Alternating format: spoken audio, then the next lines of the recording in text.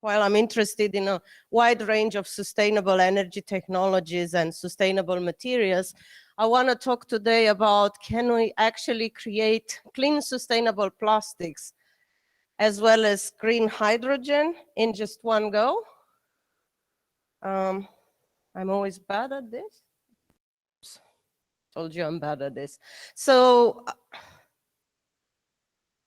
I want to talk a little bit about hydrogen and why this is an important vector. And obviously, I'm very familiar with the UK as I work in London and what the UK government wants to do.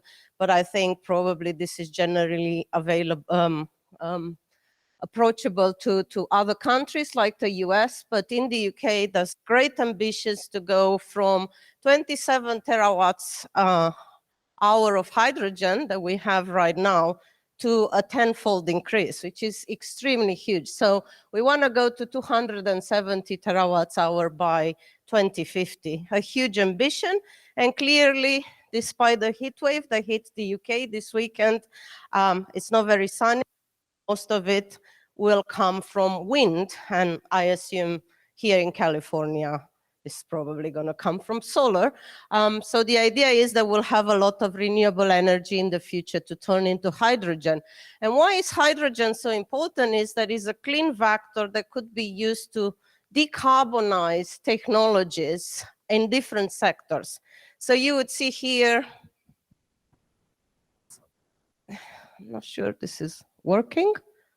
It's not, but anyway, you see on the second graph there that hydrogen is a very powerful factor to, first of all, decarbonize our industry, which heavily relies on hydrogen. Some examples are ammonia production or steel production. Another big step is heating in buildings, so there are ambitious plans to replace boilers by hydrogen boilers.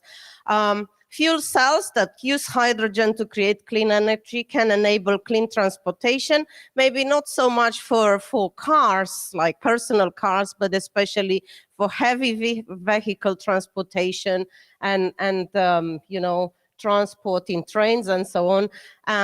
There is a post about future of transportation. I definitely want to go to this. Hydrogen is important, as well as in maritime transport and shipping.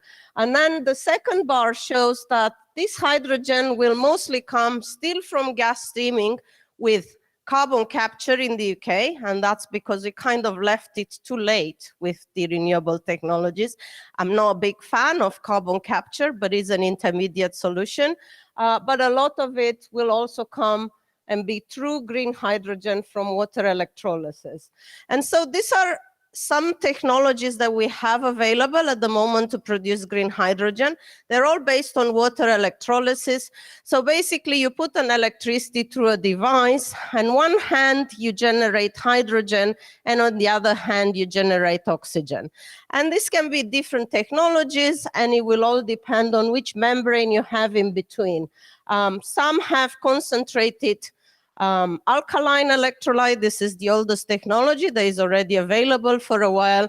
And some of these are based on a polymer conducting electrolyte that shuffle protons between the anode and cathode. Some are based on analkaline exchange membrane. Some are solid oxide electrolysis. The most efficient of all these technologies is PEM, proton exchange membrane water electrolysis. And if you put such a device under a microscope, this is how it looks like. So you would see, too bad that this doesn't work, but anyway, you would see that there is the anode side there where you have the platinum carbon and a porous carbon layer. And on that side, what you do is you evolve hydrogen. And to evolve hydrogen, it's actually quite easy. This reaction works very well. You need a platinum catalyst, but you need very little of this platinum catalyst because there's very little what is so-called in electrochemistry overpotential, which means how much electricity you put to drive this reaction and how close this is to the theoretical value. On the other hand, At the anode, this is the problem because you need to use a lot of iridium oxide, which is a very critical material.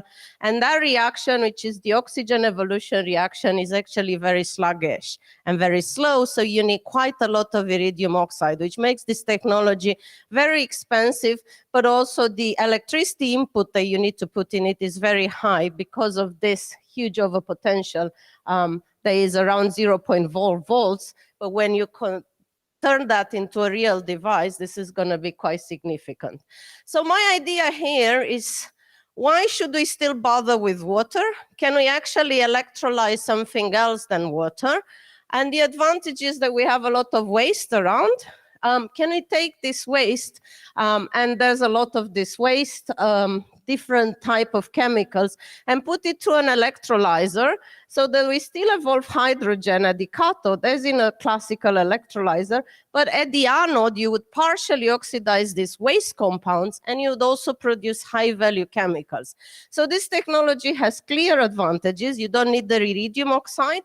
The partial oxidation of biomass happens at much lower potential, so you have a lot of savings. So you can create hydrogen and high-value chemicals at the same time.